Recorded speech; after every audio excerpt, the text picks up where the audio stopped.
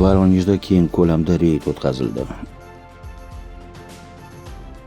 Nijniy Tagilda soxta registratsiya uchun uy musodara qilindi. O'zbekiston Respublikasi Shavkat Mirziyoyevga xalqaro tinchlik mukofoti topshirildi. Turkiyada og'ir ahvolda qolgan o'zbekistonlik vatanga qaytarildi.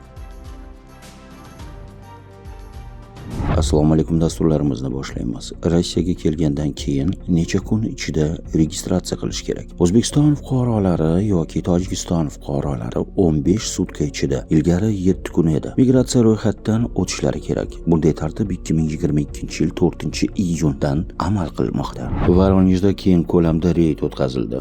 Rossiya Federatsiyasi Ichki ishlar vaziri Milliy gvardiyasi ko'magidagi Voronej viloyatining Nousmanskiy tumanidagi qurilish va sanoat maydonlarida migrantlarga qarshi reyd o'tkazildi. Reyd davomida taxminan 500 ga nafar chet el fuqarosi tekshirilgan. Tintuvdan so'ng huquqni muhofaza qilish organlari xodimlari 13 ta ma'muriy qoidabuzarlikni aniqlagan. 10 ta holat belgilangan mehnat qoidalarini buzish bilan bog'liq. 3 ta holat esa Rossiyaga kirish, chiqish va yashash qoidalarini buzishga aloqador. Natijada 2 nafar chet el fuqarosiga Rossiyadan ixtiyoriy ravishda chiqib ketish buyurildi. Yana bir migrant esa majburan deportatsiya qilindi.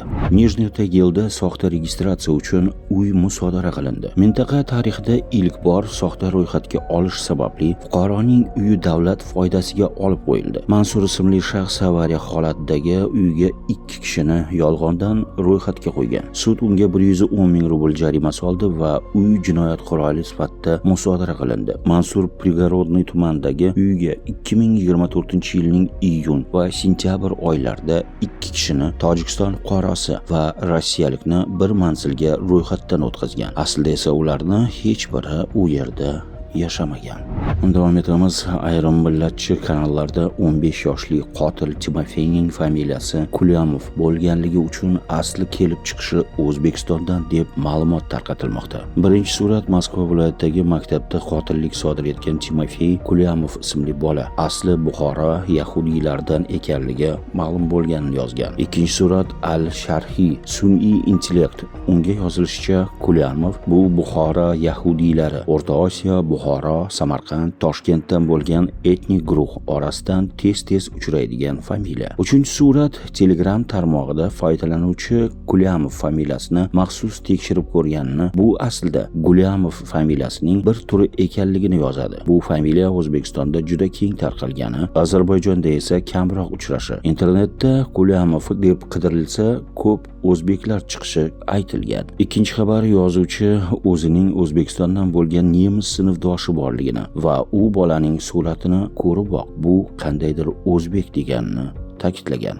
Moskvadagi Saxir va ko'p tarmoqli migratsiya markazi bayram kunlaridagi ish tartibi, ish kunlari va dam olish kunlari. 30-dekabr ko'pchilik xizmatlar odatdagi tartibda ishlaydi. Faqat RVP va VNJ berish soat 9:00 dan 16:45 gacha. 31-dekabr patent olish, barmoq izi berish va pullik konsultatsiyalar odatdagidek ishlaydi. RVP, VNJ va fuqarolik bo'limlari yopiq. 1-yanvardan 9-yanvargacha barcha bo'limlar uchun dam olish kunlari hech qaysi xizmat ishlamaydi. 10-11 patent bo'limi, barmoq izi va pullik konsultatsiya bo'limlari ishni boshlaydi. 12-yanvar barcha bo'limlar odatdagidek ish tartibiga qaytadi. O'zbekiston Respublikasi Shavkat Mirziyoyevga xalqaro tinchlik mukofoti topshirildi. Rossiyada Lev Tolstoy nomidagi xalqaro tinchlik mukofotini topshirish marosimi bo'lib o'tdi. Mukofot Qirg'iziston prezidenti Sadir Japarov, Tojikiston prezidenti Emomali Rahmon va O'zbekiston prezidenti Shavkat Mirziyoyevga Markaziy Osiyo mintaqasida tinchlik va xavfsizlikni mustahkamlashga qo'shgan ulkan shaxsiy hissalari uchun topshirildi. Davom etamiz. Muhojirda yurgan, ya'ni Rossiya hududida yurgan aka-singil, opa-ukalarimiz uchun yaxshi yangilik. Endi videodagi holatlar yuz bermaydi. Rossiya Davlat Dumasi migratsiya xizmatlarini ko'rsatishda qonunbuzarlikka yo'l qo'ygan Ichki ishlar vazirligi va ko'p tarmoqli migratsiya markazlari xodimlari uchun ma'muriy javobgarlikni joriy etuvchi qonun loyihasini 3-o'qishda ma'qulladi. Endilikda nafaqat migrantlar, balki xizmat ko'rsatuvchi mansabdor shaxslar ham xatolari uchun jarimaga tortiladi. Xodimlar nima uchun jarimaga tortilishi mumkin? Arizalarni qabul qilish va ko'rib chiqish muddatlarini asossiz cho'zish, hujjatlarni qabul qilishni asossiz rad etish, RVP, VNJ va patentlarni rasmiylashtirishda xatolarga yo'l qo'yish, xizmat ko'rsatish reglamentlarini buzish, jarima miqdorlari mutaxassislar uchun 3000-4000 rubl, rahbar xodimlar uchun 5000-10000 rubl, takroriy qoidabuzarlik uchun 30000 rublgacha. Bu chet elliklar uchun nima beradi? Noqonuniy xatti-harakatlar ustida shikoyat qilishning